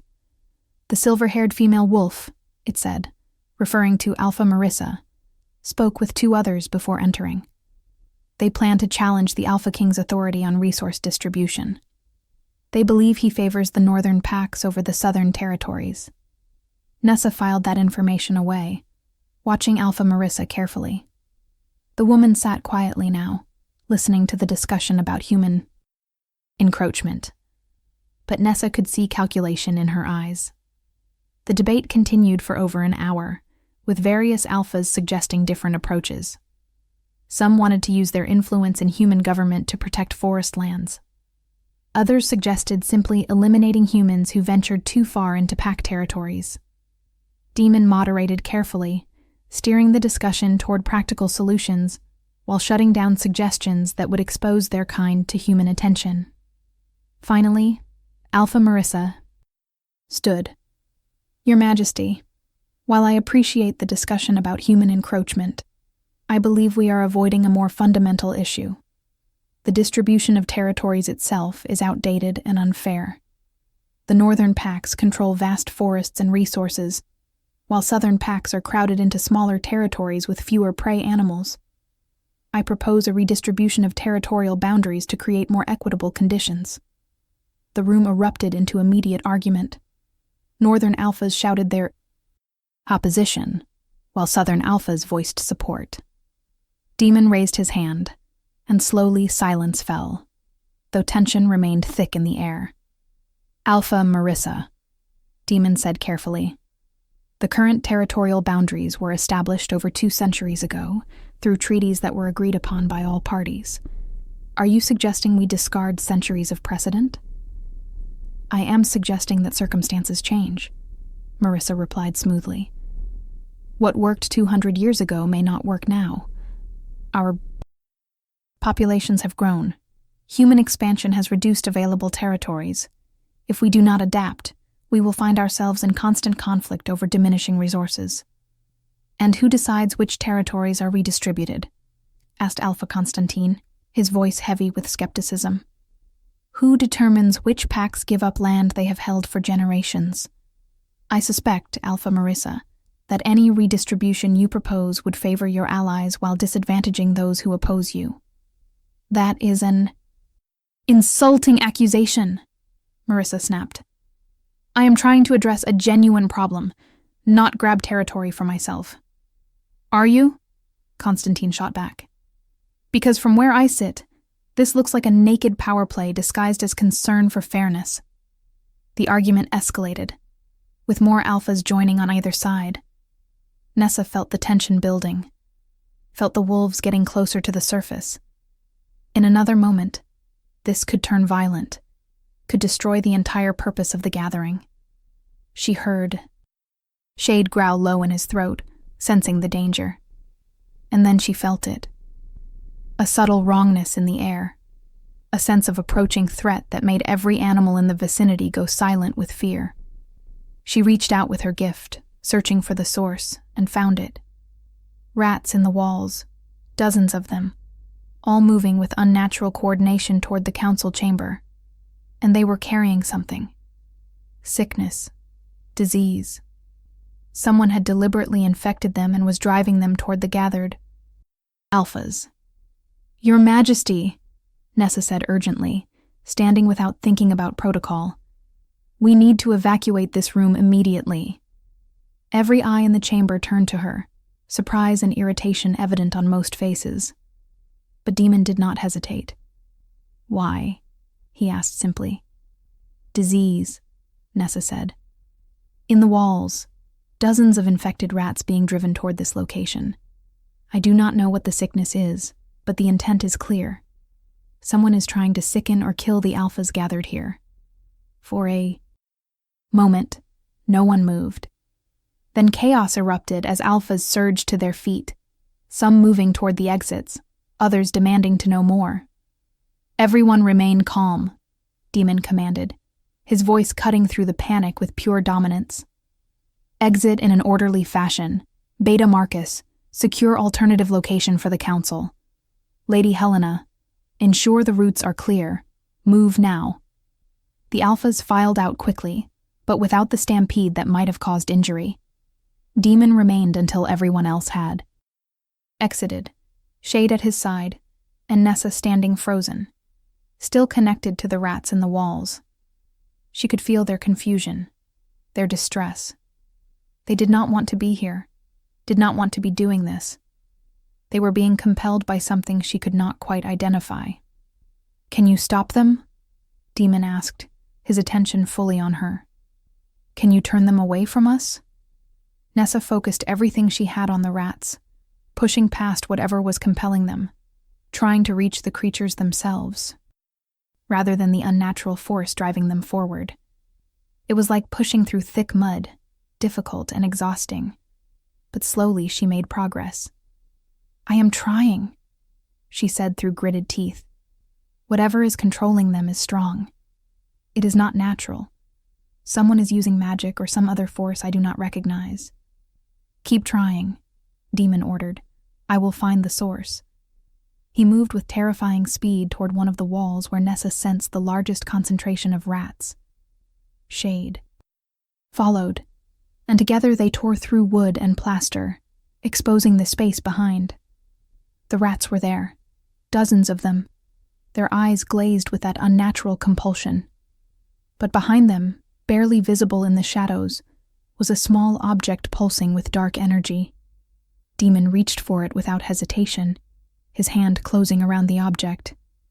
The moment he touched it, the compulsion broke and the rats scattered, fleeing in terror now that they were free of the control. Demon pulled the object into the light. It was a carved stone, small enough to fit in his palm, covered in symbols Nessa did not recognize. But she could feel the wrongness radiating from it, could sense the dark intent that had been woven into its creation. Blood magic, Demon said quietly, his voice deadly. Someone used blood magic to create a compulsion powerful enough to override the natural instincts of dozens of creatures. Someone brought this into my gathering with the intent to harm or kill. He turned to face the assembled alphas who had gathered in the hallway, watching the scene with a mixture of fear and anger. "Who brought this into my territory?" he demanded. "Who dares use forbidden magic in a sacred gathering?" Silence answered him. Every alpha looked either shocked or confused. If any of them knew about the stone, they were hiding it well. Beta Marcus appeared, his expression grim. "Your Majesty, we found 2 more of these stones in other parts of the building. Someone planted them throughout the pack house. If Miss Thornwood had not detected the threat, we would all have been exposed to whatever disease those creatures were carrying." Demon's eyes blazed with gold, his wolf rising to the surface with barely controlled fury. "This is an act of war, an attack on the gathering itself. I want every square inch of this territory searched. I want every wolf present accounted for and questioned. And I want whoever did this found and brought before me. Now." Alphas scattered to organize search parties and check their own people. Nessa stood in the hallway, suddenly feeling very small and very exposed. She had just prevented a major attack on the gathered alphas, had used her gift to save potentially hundreds of lives. But she had also painted a target on her back. Whoever had planted those stones now knew that she could detect and interfere with their plans. "You saved us," Demon said quietly, turning his attention back to her. "How did you know?" "The animals," Nessa explained. "They went silent all at once, that specific kind of silence that comes before a predator attacks. And then I sensed the rats, felt the wrongness in them. I have never felt anything like that compulsion before. It was like someone had reached into their minds and simply took control, overriding everything that makes them who they are." "Could you do that?" Demon asked. "Could you take control of creatures the way whoever created those stones did?" "No," Nessa said firmly. "And I would not even if I could. That is not communication. That is slavery. That is forcing your will onto another being without their consent. It is exactly the kind of power I never want to possess." Demon studied her for a long moment. "Good. Because if you had said yes, if you had shown any interest in that kind of control, I would have had to reconsider our arrangement. The ability to communicate with creatures is valuable. The ability to enslave them is dangerous." He gestured toward the destroyed wall and the scattered stone fragments. This attack was sophisticated and well-planned. Someone knew exactly what they were doing. They knew the layout of the pack house. They knew where to place the stones for maximum effect. And they knew that normal wolves would not detect the threat until it was too late. The question is why? To disrupt the gathering, Beta Marcus suggested. To throw everything into chaos and prevent the alphas from reaching agreements. Or to eliminate specific targets, Demon countered. If we had been infected with whatever disease those rats carried, some of us might have died. Others would have been weakened. Territory disputes could have been settled through illness rather than negotiation. It is efficient, in a horrifying way. A mouse emerged from a crack in the baseboard, its tiny nose twitching nervously. Nessa made contact with its mind, feeling its fear and confusion. "Little sister," she said aloud, kneeling down to the mouses. "Level. You live in these walls. Have you seen who placed the dark stones?" The mouse chittered, its thoughts coming through in flashes of image and sensation. bad wolf, smell of rot and anger, place stones in dark times when others sleep. Many stones, hidden everywhere. Can you show me where the other stones are? Nessa asked gently. Can you lead us to them? The mouse hesitated, fear warring with the desire to help. Nessa projected feelings of safety and gratitude, promised that no harm would come to it. Finally, the mouse agreed. Your Majesty, Nessa said, standing. This mouse knows where more stones are hidden. It can lead us to them if we move quickly and quietly. Can it identify who placed them? Demon asked. It says a wolf, but the description is vague. Bad smell, anger, darkness. That could be anyone, especially if they used magic to disguise themselves or cloud the memories of witnesses. Then we find the stones first, Demon decided. Eliminate the immediate threat. Then we identify the traitor. They moved through the pack house like ghosts, following the mouse as it led them to hidden stones. They found them in ventilation shafts, behind loose stones and walls, tucked into the corners of supply closets. Each one pulsed with that same dark energy, each one designed to compel nearby creatures toward the gathered alphas. By the time they finished, they had collected 13 stones in total. 13 points of attack, any one of which could have succeeded if Nessa had not detected the threat. Whoever did this was thorough, Beta Marcus observed.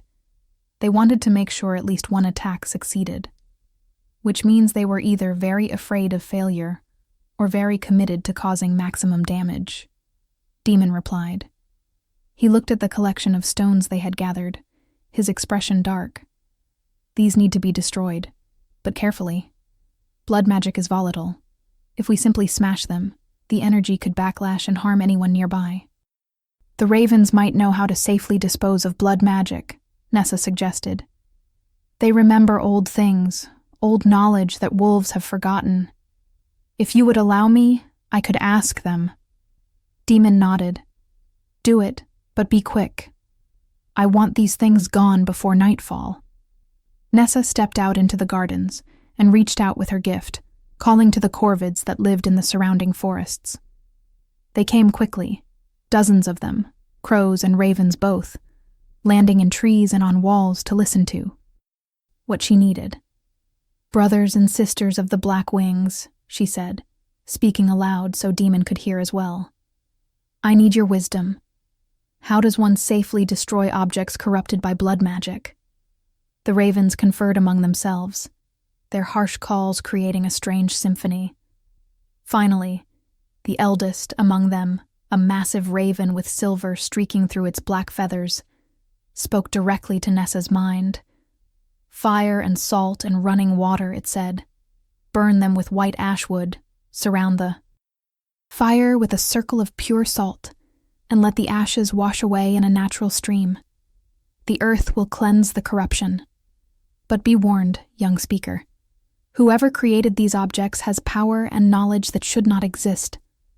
They have walked the dark paths and made bargains with things that should remain forgotten. You have made an enemy today, a dangerous one. I understand, Nessa replied. Thank you for your wisdom. She relayed the instructions to Demon, who immediately set about gathering the necessary materials.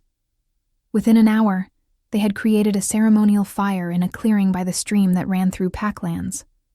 The 13 stones were placed in the flames surrounded by a perfect circle of salt, and they watched as the dark energy burned away, the stones cracking and crumbling to ash. As the ashes washed away downstream, Nessa felt a sense of relief.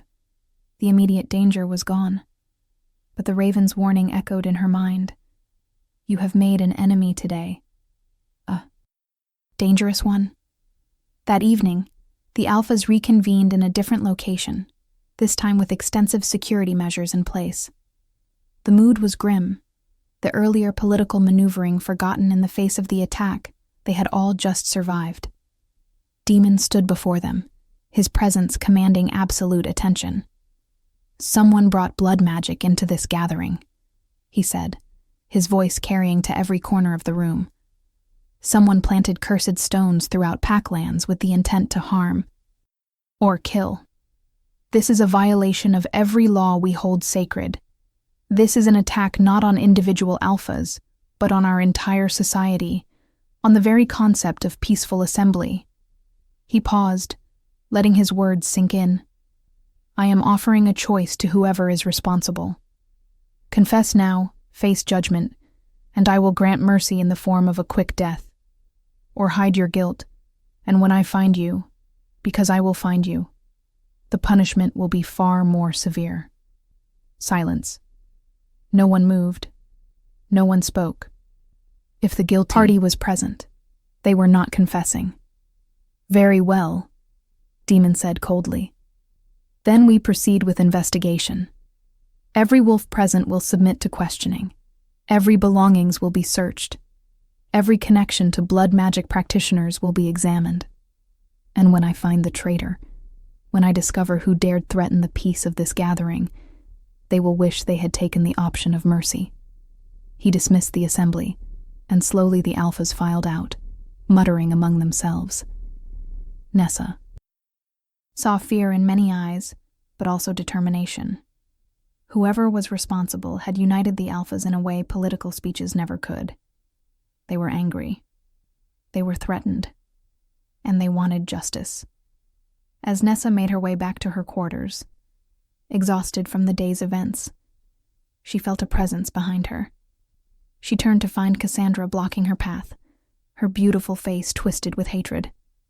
This is your fault, Cassandra hissed. You brought chaos with you. You corrupted the Alpha King's wolf. You disrupted the gathering with your ridiculous claims about rats. Everything was fine before you appeared.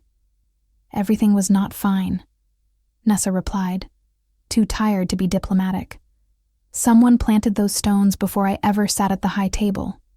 Someone planned this attack before anyone knew I existed. I just happened to be able to detect it. Convenient, Cassandra sneered. You suddenly have this miraculous gift that makes you valuable to the Alpha King. You detect a threat that no one else saw. You become the hero. Tell me, how much did you pay the blood magic practitioner to plant those stones so you could look good finding them? The accusation was so absurd that for a moment, Nessa could only stare. Then anger, hot and fierce, surged through her. I risked my life today detecting those stones. If I had been wrong, if they had been harmless, I would have looked like a fool in front of every alpha present. If I had been too slow, everyone in that chamber could have been infected with disease. Do not stand there and accuse me of engineering something that could have killed us all. You are a liar and a manipulator, Cassandra spat. And when the Alpha King finally sees through your deceptions, when he realizes you are playing him, I will be there to watch your downfall, and I will enjoy every moment of it. Before Nessa could respond, Shade appeared seemingly from nowhere, the massive wolf positioning itself between Nessa and Cassandra. The growl that rumbled from Shade's chest was unlike anything Nessa had heard before, a sound of pure threat and promised violence. Cassandra went pale, stumbling backward. Control your beast, she demanded, but her voice shook. Shade does not belong to me, Nessa said quietly. Shade belongs to the Alpha King, and if the wolf chooses to protect me, that is between you and His Majesty. Cassandra fled, and Nessa felt herself shaking with delayed reaction. The confrontation had been brief, but intense, and she realized how much danger she was actually in. Cassandra was an Alpha's daughter, powerful and connected, and she clearly saw Nessa as a threat to be eliminated. Shade pressed against her side, and she felt the wolf's concern through their bond. Safe now. Protected. Pack protects pack. Thank you, Nessa whispered, running her fingers through the soft fur. But you should return to Demon. He will be looking for you. No. Stay with you tonight. Danger still near. Pack does not leave pack alone when enemies hunt. The determination in the wolf's voice was absolute. Shade would not be moved, would not leave her unprotected. Nessa should have been uncomfortable with that, should have insisted that Shade return to its human. But instead, she felt only relief and gratitude. She was not alone. For the first time in her life, she was truly not alone. They walked together to her quarters, and Shade settled on the rug beside her bed, those amber eyes watching the door with vigilant intensity. Nessa lay down, but did not sleep immediately. Instead, she stared at the ceiling and thought about everything that had happened. She had discovered her heritage. She had been recognized and valued. She had saved lives. She had made enemies. And through it all, she had felt the constant presence of the bond connecting her to Shade, and through Shade, to Demon himself. It was not romantic. It was not possessive, but it was deep and real and undeniable. She did not understand it fully, did not know what it meant, or where it would lead, but she knew with absolute certainty that her life would never be the same. She was a beast speaker. She was valuable. She was protected. She was Pack. And tomorrow she would face whatever came next with her head held high, refusing to be invisible anymore, refusing to apologize for existing. Tomorrow, she would continue learning what it meant to be Nessa Thornwood, heir to an ancient bloodline, connected to creatures both mundane and magical. Tomorrow, she would discover what it meant to belong. But tonight, she slept with a massive wolf guarding her door, and for the first time in memory, she felt completely safe.